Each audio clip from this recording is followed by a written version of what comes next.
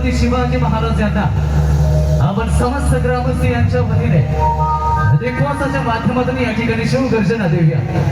मी समस्त ग्रामस्थ सर्व स्त्री पुरुषांना विनंती करतो, आपल्या जवळ जे मोबाईल आहेत त्या मोबाईल मधील सर्वांनी टॉर्च ऑन करा। प्रकाशाचा किरण होता अंधाराच्या वाटे हे नाव जरी मुखी घेता